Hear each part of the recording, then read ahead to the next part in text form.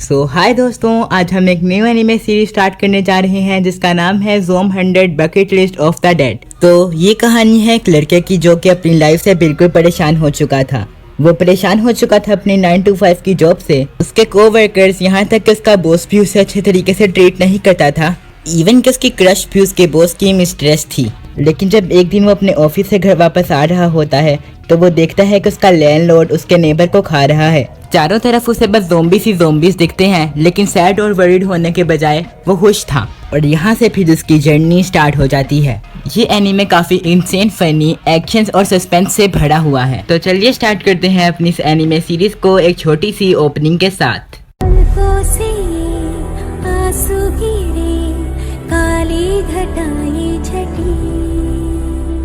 जलते रहे अरमां सभी, तुझसे ही ठंडक पड़ी।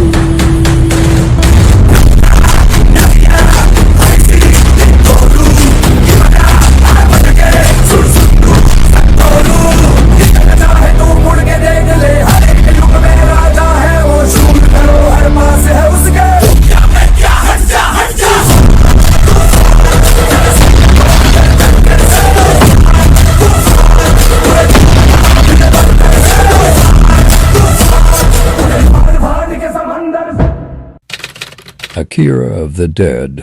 एपिसोड की स्टार्टिंग में हम देखते हैं कि एक पर्सन भाग रहा होता है और पूरे शहर में तबाही का माहौल होता है। और हम देखते हैं कि सभी लोग ज़ॉम्बीज़ बनकर एक दूसरे को खा रहे होते हैं और उस आदमी के पीछे भी बहुत सारे ज़ॉम्बीज़ भाग रहे होते हैं। और तब वो आदमी कहता है, मैं इसे और नहीं झेल सकता, ये तो जीता जागता हेल है। और यहाँ हम देखते हैं ये एक मूवी का सीन होता है और एक लड़का उसे देखते हुए खाना खा रहा होता है और वो कहता है, अगर इसे ऑफिस से कंपेयर किया जाए तो ये तो स्वर्ग है। और फिर वो टाइम देखकर कहता है, मुझे अभी सो जाना चाहिए क्योंकि कल मुझे फिर से ऑफिस जाना है, लेकिन मैं नहीं जाना चाहता। और तब हमें 3 साल पहले का सीन दिखाया जाता है जहां उसे प्रोडक्शन डिपार्टमेंट में जॉब मिल जाती है। और तब वो लड़का कहता है, मेरा नाम अकीरा टेंडो है और आप सबसे मिलकर खुशी हुई। और तब वो हमें बताता है, जब मैंने पहली बार कंपनी ज्वाइन की तो मैंने सोचा कि ये तो बहुत अच्छी कंपनी है जिसका एटमॉस्फेयर भी बहुत अच्छा है। और मैंने जिस इंडस्ट्री के बारे में सपना देखा था, मुझे वहाँ प्रोडक्शन डिपार्टमेंट में जॉब मिल गई और वो मेरे लिए सबसे ज्यादा एक्साइटमेंट वाला मोमेंट था। और तब अकीरा सोचता है, मैं सारे बड़े बड़े प्लेयर्स के लिए कमर्शियल्स करूंगा और इसका मतलब ये भी है कि मैं किसी स्टार से भी मिल सकता हूँ। और तब उसका बॉस उससे उसकी जगह बताता है और तब वो एक लड़की के साथ टकरा जाता है जिसे देखकर पहला पहला प्यार है, पहली पहली बार है। अकीरा को उस लड़की के साथ पहली नजर में ही प्यार हो जाता है। और तब वो लड़की अपना नाम सायोरी ओटोरी बताती है और कहती है, मैं अकाउंट डिपार्टमेंट में काम करती हूँ, मुझे आपके साथ काम करने में बहुत खुशी होगी और अगर आपको किसी भी तरह की मदद की जरूरत हो तो आप मुझसे बात कर सकते हैं। तो पहले दिन के लिए बेस्ट ऑफ लक। और वो वहाँ से चली जाती है। और फिर शाम को उसके सारे कलीग्स और वो पार्टी कर रहे होते हैं और उसकी गर्लफ्रेंड के बारे में पूछ रहे होते हैं। ਹੱਸਦੇ ਚਿਹਰਿਆਂ ਦਾ ਮਤਲਬ ਇਹ ਨਹੀਂ ਹੁੰਦਾ ਕਿ ਉਹਨਾਂ ਨੂੰ ਕਦੇ ਕੋਈ ਤਕਲੀਫ ਨਹੀਂ ਹੁੰਦੀ, ਉਹਦਾ ਮਤਲਬ ਇਹ ਹੁੰਦਾ ਕਿ ਇਹਨਾਂ ਨੂੰ ਤਕਲੀਫਾਂ ਨਾਲ ਡੀਲ करना ਹੁੰਦਾ। बिल्कुल सही। और अकीरा मना कर देता है। और तब एक पर्सन कहता है, क्या तुम कोई एथलीट हो? तब अकीरा कहता है, हाँ मैं अपने कॉलेज में रग्बी खेला करता था। जिसे सुनकर सारे लोग खुश हो जाते हैं। और तब वो सायोरी को देखकर सोचता है, क्या माल है यार, ये कितनी क्यूट है, ये तो बिल्कुल मेरे टाइप की है। तो अब ये तय हो चुका है, मैं पूरी मेहनत से काम करूंगा और इसके सामने अपना गुड इम्प्रेशन डालूंगा। और तब वो सभी लोग वापस ऑफिस जाने की बात करते हैं। और यहाँ ऑफिस में अकीरा सोचता है, आखिरकार यहाँ हो क्या रहा है, क्या ये नॉर्मल है? तब दूसरा आदमी कहता है, आखिरकार तुम अपना काम कब खत्म करोगे, इसे जल्दी से 10 मिनट में खत्म कर दो। और तब अकीरा हमें बताता है, वो पहली बार था जब मैंने सारी रात काम किया था और मैं वहीं सो गया था। और अगले दिन शाम को अकीरा सोचता है, आखिरकार कब मैं घर जाऊंगा? और तब उसका कलीग डिनर खरीदने के लिए जाने लगता है और अकीरा सोचता है, लगता है मैं आज भी घर नहीं जाने वाला हूँ। और फिर वो हमें बताता है, और फिर इसके बाद मैं 2 दिनों तक घर वापस नहीं जा पाया। और तब हम यहाँ देखते हैं वो घर पहुँचते ही सो जाता है और सुबह अलार्म की आवाज़ सुनकर सोचता है मुझे अभी भी नींद आ रही है, तो इस बार कितने दिन मैं अपने घर से दूर रहूंगा और अब मैं काम पर वापस नहीं जाना चाहता। और फिर वो मुंह धोकर सोचता है आखिरकार मैं क्यों रह रहा हूँ, ये तो कुछ भी नहीं है, मुझे इस काम के लिए अपने आप को तैयार करना होगा। मैंने इस जॉब को चुना है और इसके लिए बहुत ज्यादा मेहनत की है। और तब वो पूरे जोश में काम पर पहुंच जाता है और तब वो हमें बताता है हमारी कंपनी के पास बहुत सारी एम्प्लॉय फ्रेंडली पॉलिसीज हैं। हम लोग एक दूसरे को कंपटीशन के जरिए मोटिवेट करते हैं और मैं ऐसे कलीग्स पाकर बहुत ज़्यादा खुश हूँ। और तब उनके डिपार्टमेंट का चीफ उन्हें डांटते हुए कहता है हर बार रोते हुए मेरे पास मत आया करो, क्या तुम खुद नहीं सोच सकते कि तुम्हें क्या करना है? और फिर दोबारा कहता है आखिरकार तुमने अपनी तरफ से कैसे डिसीजन ले लिया, क्या तुम मुझसे पूछ नहीं सकते थे?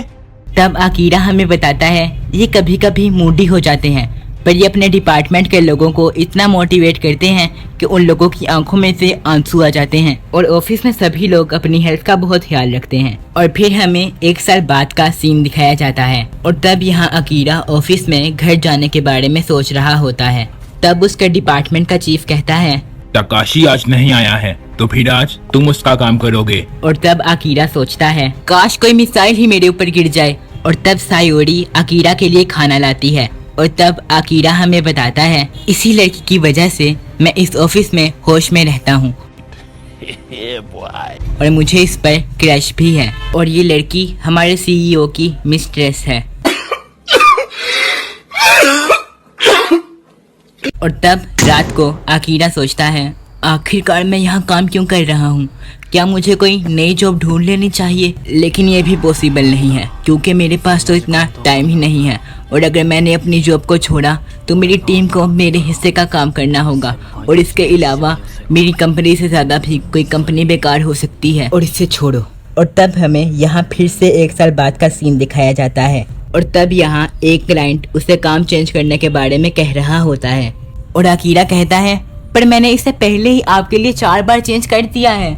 और वो क्लाइंट कहता है तो इसका मतलब तुम ये काम नहीं कर सकते? तो क्या मुझे ये काम किसी और को दे देना चाहिए? तो आकीरा उस काम को करने के लिए हाँ कह देता है और सोचता है कि आखिरकार मैं ये काम कैसे करूँगा। और तब उसका बॉस उसके कलीग को डांटने लगता है और यहाँ आकीरा मेट्रो स्टेशन पर सोच रहा होता है तो ये मुझे रोक रहा है, अगर ये यहाँ पर नहीं होता तो मुझे कल वापस काम पर नहीं जाना पड़ता। और यहाँ टीवी में अलग अलग न्यूज़ आ रही होती है और आकीरा सोचता है मैं सोने से पहले एक ही चीज़ सोचता हूँ कि काश मैं कल सुबह उठूँ ही ना। और फिर सुबह आकीरा नींद में ही ऑफिस जाने लगता है और फिर तभी उसे एक लेटर दिखाई देता है और फिर वो अपनी बिल्डिंग के मैनेजर के पास मिलने जाता है। और फिर वो जैसे ही उसके घर के अंदर जाता है वहाँ एक इंसान एक दूसरे इंसान को खा रहा होता है और तब वो ज़ोंबी आकीरा के पीछे पड़ जाता है और जैसे ही आकीरा वहाँ से भागने लगता है और भी ज़ोंबीज उसके पीछे लग जाते हैं और वो भागते हुए सोचता है आखिरकार ये हो क्या रहा है, क्या ये सभी लोग ज़ोंबीज हैं? अब मुझे क्या करना चाहिए? अगर ये ऐसे ही चलता रहा तो मैं अपने काम के लिए लेट हो जाऊंगा।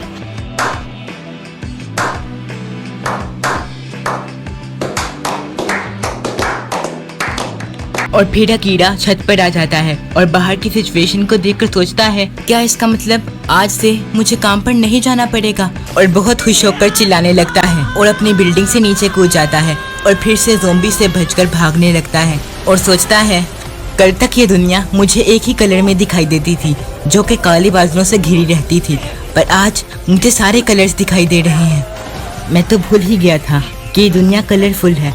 मैं बहुत ज़्यादा खुश हूँ कि कल से मुझे काम पर नहीं जाना पड़ेगा। और तब वो छत पर जाकर सोचता है कि अब मुझे क्या करना चाहिए। पहले तो मुझे एक मोटरसाइकिल लाइसेंस बनाना चाहिए और शायद मुझे स्काई डाइविंग के लिए भी जाना चाहिए और या फिर मैं पूरे दिन ड्रिंक करके मूवीज देख सकता हूँ और आज से मैं वो सभी चीजें करूँगा जो कि मैं करना चाहता था। और मुझे याद आया क्या सायोरी ठीक होगी और कहता है क्या फर्क पड़ता है कि अगर वो किसी की मिस्ट्रेस है। मैं ज़ोंबीज के हाथों से मरने के लिए तैयार हूँ, पर मैं इस फीलिंग को और होल्ड करके नहीं रख सकता क्योंकि मैं पिछले 3 सालों से यही कर रहा हूँ। और फिर वो फुल स्पीड में साइकिल चलाते हुए सायोरी की तरफ बढ़ने लगता है और यहाँ हम देखते हैं पूरा शहर ज़ोंबी से भर जाता है और चारों तरफ तबाही मची होती है। और तब आकीरा सायोरी के घर के बाहर जाकर सोचता है कि क्या ये अजीब नहीं लगेगा कि जिस कोवर्कर के साथ आप कभी बाहर भी नहीं गए हो और वो अचानक आपके घर आ जाए और कहता है कि मुझे इस इमरजेंसी में एक बार उसकी सेफ्टी चेक कर लेनी चाहिए। और वो देखता है उस घर का दरवाजा खुला होता है और जैसे ही वो उस दरवाजे को खोलता है वो देखता है उसका बॉस ज़ॉम्बी बन चुका होता है। और तब वो कहता है, सर मुझे आपसे कुछ कहना था।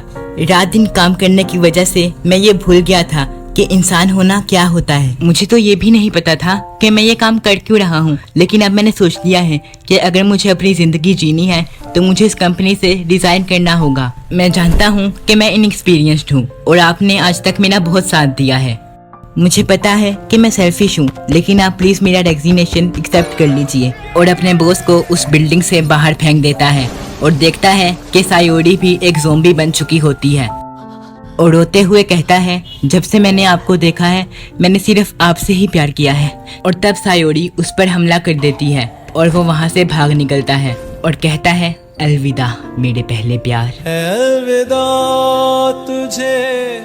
और वो रात को ड्रिंक करते हुए कहता है, तो अब मुझे कभी काम पर नहीं जाना पड़ेगा। ये किसी सपने से कम नहीं है। चाहे हम आज मरे या फिर 60 साल बाद, हमारे पास कभी इतना टाइम नहीं होगा कि हम वो सारी चीज़ें कर सकें जो कि हम अपनी लाइफ में करना चाहते हैं। और फिर तब वो एक डायरी देकर उस पर लिखता है वो 100 चीज़ें जो कि मैं एक ज़ॉम्बी बनने से पहले करना चाहता हूँ। और फिर इसी के साथ ये एपिसोड यहीं पर ख़त्म होता है।